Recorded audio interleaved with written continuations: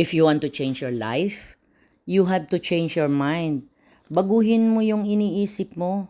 Kasi parang nagmamanifest lang yan into reality. Kasi may kasabihan tayo, di ba? Your thoughts become your words and your words become your action.